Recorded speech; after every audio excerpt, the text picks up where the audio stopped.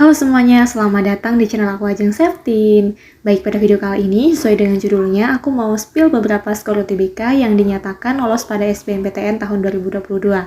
Atau kalau sekarang itu istilahnya SNBT ya. SBMPTN diganti menjadi SNBT. Jadi sama-sama menggunakan tes UTBK. Disclaimer dulu ya, bahwasanya skor UTBK ini tuh berasal dari komponen TPS dan juga TPA. TPS-nya kalau sekarang itu tetap ada ya. Bedanya kalau sekarang tidak ada TPA-nya atau tes potensi akademik, tetapi kalau sekarang itu diganti menjadi TPS dan juga kemampuan literasi, matematika, bahasa Inggris dan juga bahasa Indonesia. Jadi kalau dulu tuh ada TPA-nya, tapi kalau sekarang enggak. TPS-nya sama-sama ada. Nah, dari mana aku dapat skor UTBK ini? Aku dapat dari Twitter. Jadi itu teman-teman juga bisa cek sendiri ya dengan cara mengetik skor lulus SBMPTN atau skor lulus UTBK di kolom pencarian Twitter.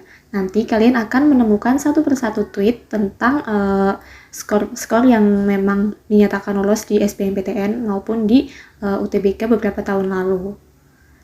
Nah, selain itu kalian juga bisa buka hasil rangkumanku di link berikut ini. Nanti akan aku tuliskan juga linknya di bagian deskripsi supaya kalian bisa langsung mengunjunginya. Nah, bagi kalian yang ingin melihat lebih banyak lagi, kalian bisa langsung mengunjungi link tweet. Nanti akan aku sediakan di deskripsi juga. Di situ lebih banyak ya, lebih banyak skor-skor yang lolos karena langsung ke tweet atau postingan dari akun tersebut. Nah, nanti bisa lihat juga ya. Oke, kalau misal nanti aku nemuin lagi skor UTBK yang lolos, insya Allah akan aku buatkan video ini sebagai part 2-nya. Jadi ini tuh nanti akan jadi part 1 dan kalau misalkan aku nemu lagi akan aku buatkan video part 2-nya. Tetapi perlu digarisbawahi ya bahwasanya setelah lihat beberapa skor ini, aku berharap kepada kalian supaya bisa menerimanya dengan bijak.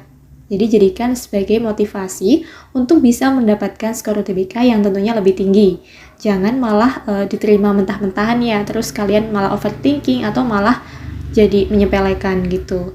Ingat, karena setiap tahunnya itu tiap jurusan memiliki peminat atau animo yang berbeda. Bisa turun, bisa juga malah naik. Nah, selain itu, mereka juga akan menerima skor-skor yang bervariasi tentunya. Jadi nggak dapat dipastikan kalau misalkan 400 tahun lalu lolos, sekarang lolos atau enggak di tahun ini dengan jurusan yang sama, itu belum bisa ditentukan. Maka dari itu, kalian harus berusaha semaksimal mungkin mendapatkan skor yang tinggi gitu. Jadi jangan santai-santai lihat jurusan impian kalian di video ini, misalkan 400-an itu lolos. Nah, kalian jangan malah santai-santai, itu 400 lolos, aku biasa aja deh belajarnya. Jangan ya. Tetapi tetap harus semangatnya harus tetap membara gitu. Karena semuanya itu tergantung animo pendaftarnya. Yang dapat dipastikan, tiap jurusan itu akan mengambil sesuai dengan jumlah kuota yang diurutkan berdasarkan urutan teratas atau yang nilainya tertinggi gitu. Jadi usahakan skor kalian adalah skor yang tinggi. Selain tentang skor UTBK yang lolos, sebenarnya kalian tuh penasaran gak sih tentang sistem penilaian UTBK itu seperti apa? Nah, di video ini aku juga mau bahas ya. Jadi ini dilansir dari tempo.co, dari 2017 ke belakang sistem penilaian UTBK itu masih menggunakan teori tes klasik. Pada sistem penilaian ini, jawaban benar akan mendapatkan skor 4, sedangkan untuk jawaban yang salah akan diberi skor negatif 1 atau min 1. Dan kalau misalkan tidak menjawab, itu akan mendapatkan skor 0. Dengan begitu, lebih baik tidak menjawab daripada menjawab salah kan kalau begitu. Nah, kalau sekarang bagaimana? Setelah 2017, sistem UTBK itu berubah ya. Jadi tidak lagi menggunakan sistem minus salah atau yang salah mendapatkan poin min 1. Tetapi beredar kabar jika penilaian UTBK itu menggunakan sistem IRT. Bagaimana sih model penilaian IRT itu? Jadi sistem IRT ini memberlakukan bobot skor yang diperoleh oleh peserta di tiap nomor soalnya. Jadi tiap nomor soalnya itu nanti bisa berbeda-beda nilainya tergantung dengan tingkat kesulitan soal. Tingkat kesulitan soal tersebut tidak ditentukan di awal, melainkan setelah semua peserta itu menyelesaikan ujiannya. Karena hal ini didasarkan pada perhitungan berapa banyak peserta yang bisa menjawab dengan benar atau salah di nomor soal tertentu. Jika UTBK tahun ini menggunakan sistem IRT, maka tahap penilaiannya itu berjalan seperti ini. Pertama, seluruh jawaban benar akan diberi skor 1 poinnya. dan skor 0 untuk yang tidak dijawab atau salah. Tahap yang kedua, yakni pendekatan teori respons butir atau item response theory. Nah, itu akan diberlakukan. Jadi, setiap soal yang benar akan dianalisis kembali karakteristiknya dengan melihat kesulitannya dibandingkan soal lainnya. Tahap yang ketiga yaitu karakteristik tiap soal yang didapatkan di tahap kedua akan dipakai untuk menghitung skor peserta. Soal yang relatif sulit akan mendapatkan bobot yang lebih tinggi dibandingkan dengan soal lain yang lebih mudah. Soal dengan kesulitan tinggi atau banyak peserta yang salah itu akan mendapatkan skor tinggi, sedangkan soal dengan tingkat kesulitan rendah ditandai dengan banyaknya peserta yang menjawab benar itu akan mendapatkan skor yang lebih rendah dibandingkan soal yang sulit tadi. Hal demikian dilansir dari Tempo.co dan juga Ruang Guru. Sistem penilaian IRT ini mengutamakan karakteristik tiap soalnya. Jadi semakin sulit suatu soal yang kamu jawab, maka akan semakin tinggi pula bobot skor yang bisa kamu dapatkan. Namun, untuk bobot setiap soalnya ini akan bisa ditentukan setelah melihat respons peserta setelah ujian selesai, baik yang gelombang 1 maupun gelombang 2. Nah, cara ini dianggap dapat membedakan kemampuan setiap peserta dengan lebih baik. Nah, dengan menggunakan sistem ini, diharapkan perguruan tinggi akan benar-benar mendapatkan calon mahasiswa yang teruji, dilihat dari hasil seleksi SNBT-nya. Lalu, bagaimana sih strategi mengerjakan soal dengan sistem penilaian IRT?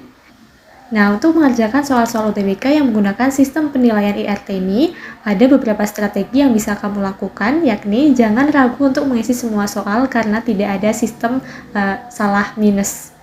Jadi kalau salah ya udah, nggak dapat skor aja, tapi tidak dikurangi skornya. Selanjutnya, gunakan strategi dalam menebak dengan metode eliminasi opsi jawaban yang paling mungkin salah. Semakin sedikit opsi jawaban tersisa, semakin besar peluang untuk memilih jawaban benar. Jadi kalian melihat yang poin-poin atau ABC-an yang sekiranya nggak mungkin dulu. Nah, ini tuh bisa dilakukan apabila kalian itu tidak tahu jawaban pastinya, tapi kalian bisa mengira-ngira kalau ini salah, ya cari yang tidak sama dengan opsi yang kalian anggap salah tersebut. Nah, biasanya nih, tapi tidak bisa semua ya, tidak semuanya seperti ini. Soal yang jawaban yang benar itu biasanya kalau enggak banyak banget, lengkap banget, ya dia itu paling sedikit. Jadi kata-katanya paling sedikit atau tidak yang paling banyak. Tapi ini tidak bisa dipukul rata ya, karena tidak semuanya seperti itu. Ini bisa dijadikan opsi kalau misalkan kalian udah pusing banget mikir jawabannya. Selanjutnya, tidak perlu memikirkan tingkat kesulitan soal atau memberi alokasi waktu lebih di tipe-tipe soal yang sulit. Jadi kalau misalkan kalian udah merasa sulit untuk mengerjakannya, jangan berhenti di soal itu, tetapi pindah ke soal lainnya, gunakan waktunya secara seefisien mungkin.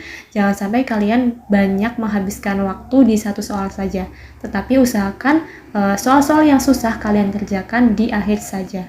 Karena tingkat kesulitan soal ini baru akan ditentukan setelah ada pengecekan ke semua peserta dan bukan ditentukan berdasarkan tipe soalnya aja. Selain itu kan memang dikasih waktu ya, jadi usahakan kalian bisa mampu mengerjakan semuanya dalam waktu yang sudah ditentukan. Jangan sampai kalian kurang mengerjakan. Jangan sampai kalian tuh kehabisan waktu gitu. Jadi ada beberapa soal yang belum dikerjakan karena waktunya habis. Padahal kita kan nggak tahu ya soal itu yang belum kalian kerjakan itu justru lebih mudah gitu. Jadi usahakan memang kalau kalian rasa susah skip dulu gitu. Kerjakan yang mudah-mudah dulu. Jadi usahakan semuanya diisi yang lebih mudah dulu. Nanti yang susah kalian bisa mikirnya atau mengerjakannya di akhir-akhir gitu. Selanjutnya, kalian tidak perlu kepikiran tentang skor kalian harus tinggi saat mengerjakan. Jadi kalau mengerjakan ya fokus dengan apa yang ada di hadapan kalian, yaitu soal. Jangan lupa juga untuk berdoa, menyebut nama Tuhan di setiap kalian mau milih opsi. Nah, barangkali nanti itu akan ada keajaiban. Soal yang kalian jawab dengan ragu-ragu bisa jadi betul. Jadi libatkan Tuhan dalam segala apapun. Selain itu, sebelum berangkat ke UTBK, kalian juga harus minta restu kepada orang tua kalian. Oke? Itu saja yang dapat aku sampaikan di video kali ini. Terima kasih sudah menonton. Semoga bermanfaat dan juga tetap semangat.